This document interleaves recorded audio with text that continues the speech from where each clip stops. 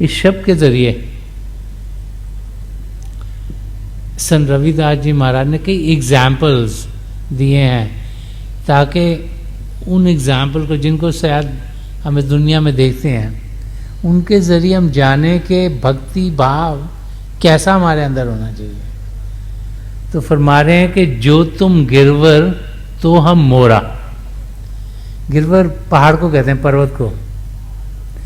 तो कहते हैं कि पर्वत जो हरा भरा होता है वो मोर को अट्रैक्ट करता है, मोर उसकी तरफ जाता है। और मोर का रंग भी हरा होता है और पर्वत भी हरियाली से भरा है, तो उनका रंग एक दूसरे से मिल जाता है, जुड़ जाता है।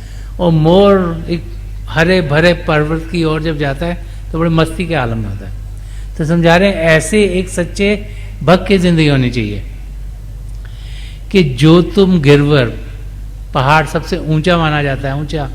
तो पिता परमेश्वर जो सब कुछ जानने वाले हैं, ऑल नोइंग है, ऑल इनकम्पसिंग है, उनको पहाड़ से कंपेयर किया कि जो तुम गिरवर तो हम मोरा, कि हमारी ज़िंदगी ऐसी हो जैसे मोर की हो जो हरे भरे पहाड़ की ओर जाता है, कि हमारी ज़िंदगी ऐसी हो पिता परमेश्वर के हम आपकी ओर बढ़े, आपसे मस्ती पाएं, आपसे लगन हो, आपकी ओर ही ध्यान हो। और फिर बोल रहे हैं जो तुम चंद तो हम भय हैं चकोरा। तो चांद और चकोर की बात कर रहे हैं कि जो चकोर है, जब चांद निकलता है तो वो चंद्रमा की ओर देखती रहती है। तो चंद्रमा अगर इधर निकला है तो यहाँ देखेगा, जैसे जैसे जा रहा है उसकी गर्दन उसके साथ साथ साथ साथ मुड़ती जाती है, और पीछे को जाकर उसकी गर्दन के कहते हैं कि सारी जो आंतड़ियाँ वो टूट जाती हैं by the end of the day, जबकि मुंह दूसरी तरफ चला गया होता है।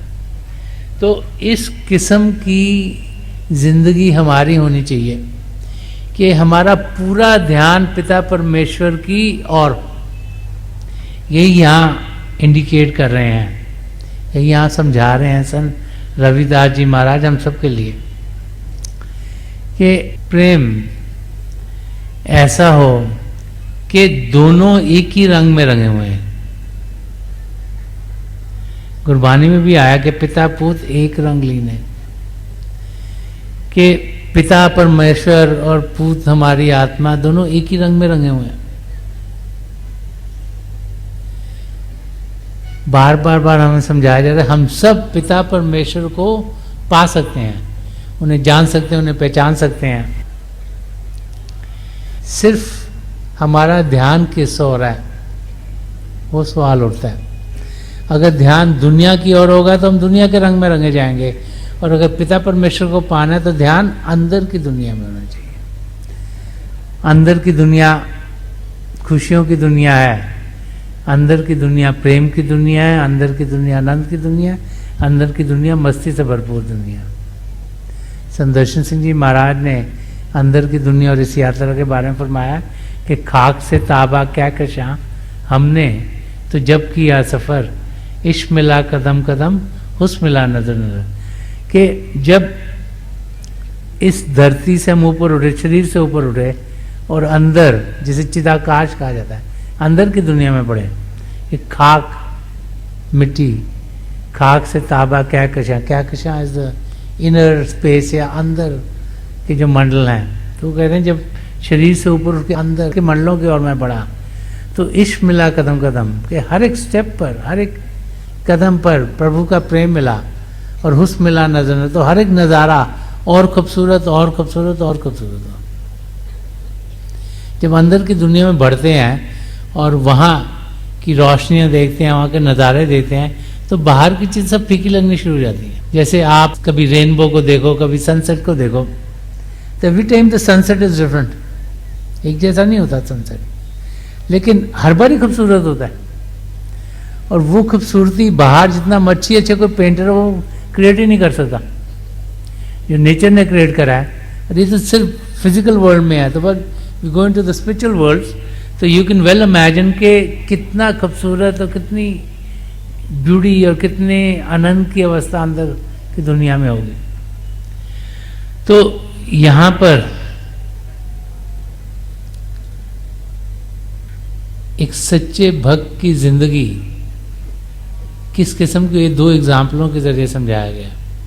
एक मोर जो पर्वत की ओर जाता है, एक चकोर जो चंद्रमा को देखता रहता है चाहे उसके सारी आंतें टूट जाएं, which is basically giving your own life. एक पतंगा जो क्षमा की ओर बढ़ता है, तो वो ये नहीं सोचता कि मेरी जिंदगी जाएगी, वो यही जानता है कि यहाँ मैंने पहुंचना है, कि रोशनी यहाँ से आ रही, इधर ही मुझे जाना है। That's what a merger is all about, जो लीन होना है पिता परमेश्वर में। एक बारी स्वामी विवेकानंद जी के गुरु, उनके साथ शिष्य बैठे हुए थे, तो उन्होंने अपने शिष्यों को पूछा कि अगर एक प्लेट हो और वो शहद से भरी हुई हो और तुम एक मक्खी हो जो प्लेट के कोने में बैठे, तो उस शहद को कैसे खाओगे? सबने बड़ा सोचा और जवाब दे कि शहद को हम तो प्लेट के कोने में बैठे थोड़ा सा खा के बाहर लें, थोड़ा सा खा बाहर लें, ताकि ये न हो कि शहद ही हमको जुड़ जाए, क्योंकि शहद तो चिपक जाता बड़ी जल्दी। तो हंसना शुरू हो गए। तो उन्होंने कहा अगर शहद आपने खाना है तो उसमें डुबकी लगाइए, तभी सही मैंने से शहद को आप खा सकोगे। हम लोग डुबकी लगाने से डरते हैं, हम बाहर बाहर रह के सोचते हैं पिता परमेश्वर को ये करके पालो, ये करके पालो, ये करके पालो, and we don't dig deep in. तो यहाँ वो यही समझा रहे हैं कि जिंदगी एग्जाम्पल ऐसी दे रहे हैं कि अगर पिता परमेश्वर को पाना है तो पूरी अटेंशन पिता परमेश्वर में होनी चाहिए। आगे एक सच्चे भक्त से प्रेयर क्या निकलती है, क्या निकलनी चाहिए एक सच्चे भक्त से प्रेयर, या जिनसे ये प्रेयर निकलती है वही सच्चे भक्त हैं। फरमा रहे हैं कि माधो तुम ना तोड़े तो हम नहीं तोड़े। वो कह रहे हैं माधव पिता परमेश्वर को कहा शायद से भी मीठे हैं वो, तो कि आप हमारा साथ जो कनेक्शन है वो मत तोड़ो, तो हम भी नहीं तोड़ेंगे। तो ये फरमा रहे कि हे पिता परमेश्वर, आपने हमारा हाथ पकड़ लिया, आप उसको छोड़ा मत। यही आपसे प्रार्थना है, क्योंकि अगर मैंने आपका हाथ पकड़ा तो शायद छूट जाए मेरे से, क्योंकि हम तो गलती के पुतले हैं, हमारे से गलतियां भी हो सकती हैं और हमारी पकड़ भी आपके लिए इतनी स्ट्रांग शायद ना हो, लेकिन आपकी पकड़ तो बहुत स्ट्रांग है।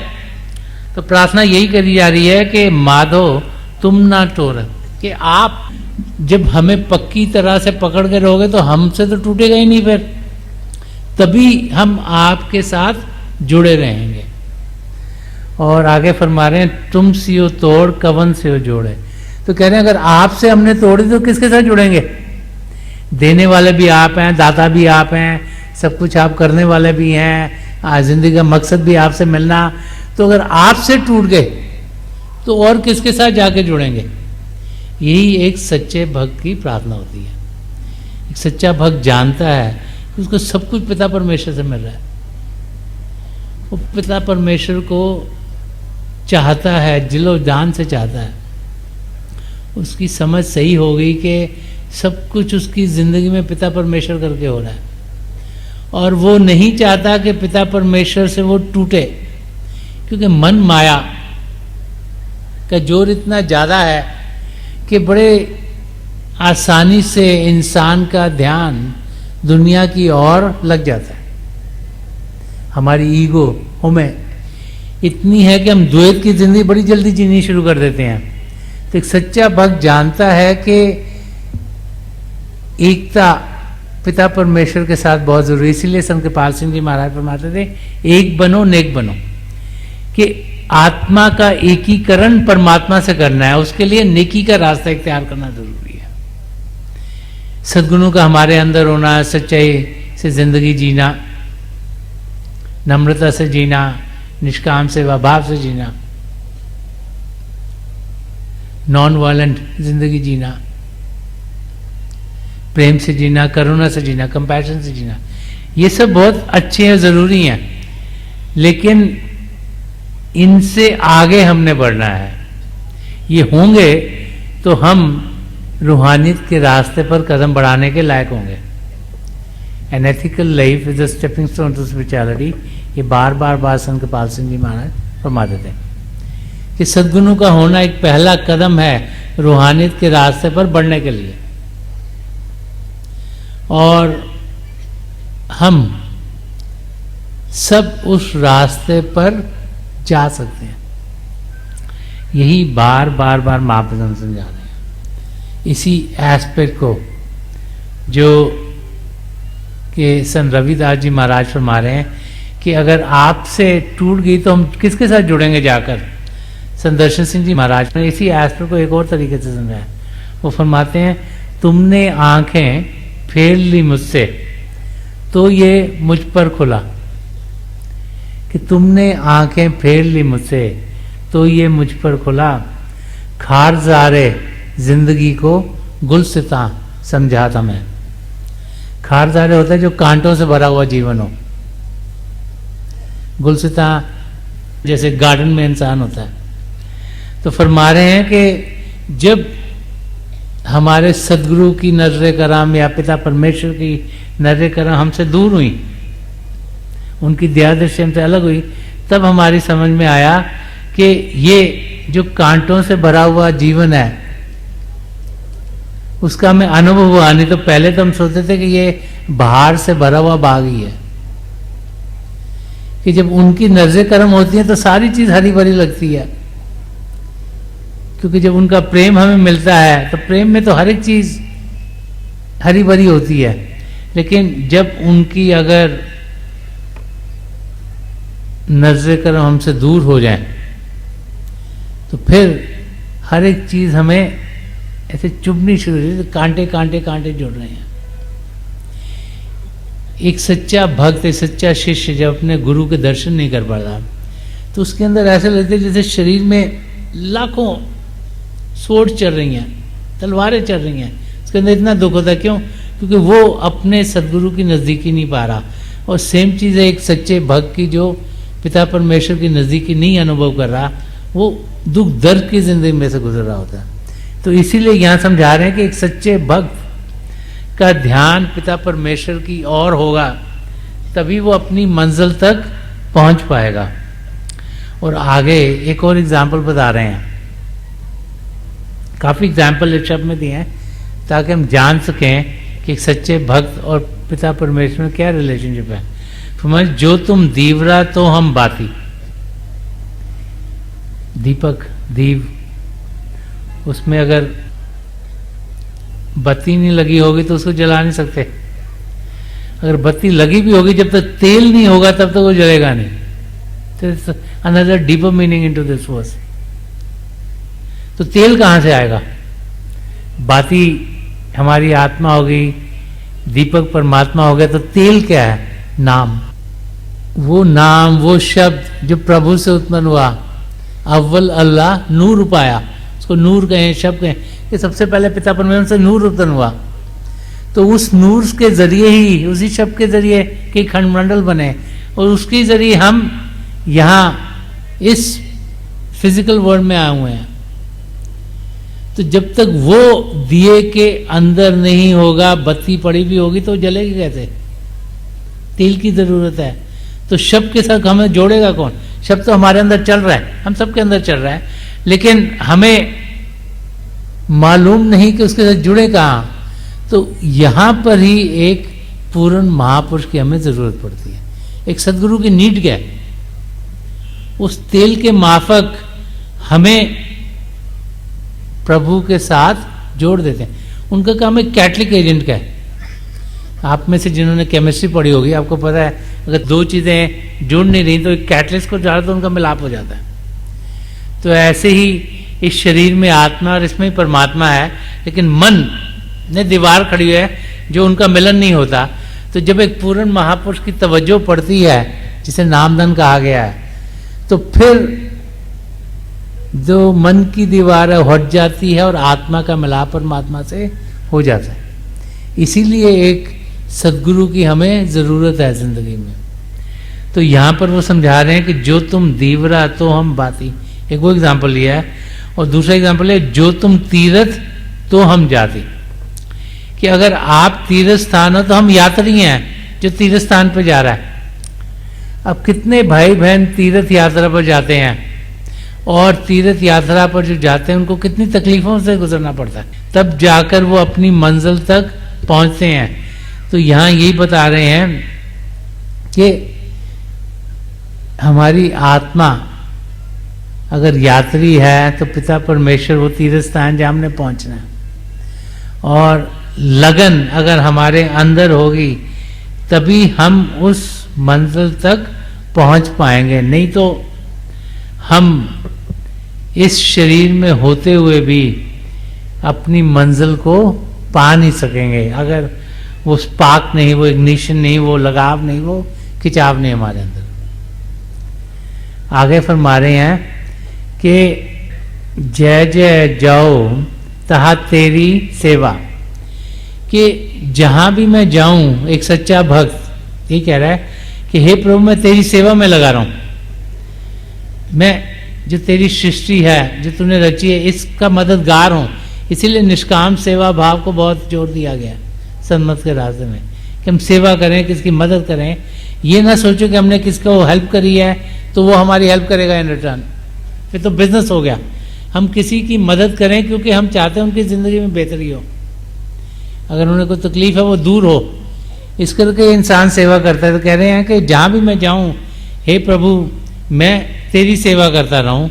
और फरमा रहे कि तुम सो ठाकर अवर न देवा, उसमें तुम ही पिता परमेश्वर हो और मेरा ध्यान किसी और देवी देवता के ऊपर ना हो, कि आपके जैसे तो कोई है नहीं, क्योंकि सारी सृष्टि के रचने वाले आप हो। तो मैं तन मन धन और सूरज से आपकी सेवा करूं। और एक सच्चा भक्त ये जानता है कि सब कुछ पिता परमेश्वर के भाने में होता है, उनकी रजा से होता है। और इसीलिए तेरा भाना मीठा लागे या स्वीट इज एवल, ये शब्द हम धर्म ग्रंथों में पाते हैं कि ऐसी हमारी जिंदगी हो जो हम सही मायने से इन 4 लफ्जों जैसे जिए, तेरा भाना मीठा लागे। संदर्शन सिंह जी महाराज ने एक जगह फरमाया कि नहीं जानता मैं कि क्या तुझसे मांगूं, जो मेरे लिए है भला चाहता हूं। हम इंसान अपने मन दिमाग के दायरे में कुछ मांगेंगे और वो दायरा लिमिटेड है, मगर जब प्रभु के ऊपर छोड़ते हैं, हे प्रभु जो हमारे लिए बेहतर आप दो, उनकी तो अनलिमिटेड है नॉलेज, तो जो हमारे लिए बेहतर होगा वही हमें मिलेगा। तो यहां पर भी यही फरमा रहे हैं कि आप ही सब कुछ करने वाले हो, आप ही सब कुछ देने वाले हो, आपके जरिए ही मुझे सब कुछ मिले और आपके भाने में मेरी जिंदगी चले। यही एक सच्चे शिष्य की प्रार्थना होती है। और आखिर में फरमा रहे हैं कि तुमरे भजन कटे जम्पासा, कि जब आपका दिया हुआ भजन हम करते हैं, प्रभु का दिया हुआ भजन क्या है? शब्द। और शब्द के साथ जुड़े कैसे? एक पूर्ण महापुरुष जब अपनी तवज्जो देते हैं तो शिव नेत्र 10वां द्वार खुलता है और हमारे अंदर जो शब्द चल रहा है उसके साथ हम जुड़ते हैं।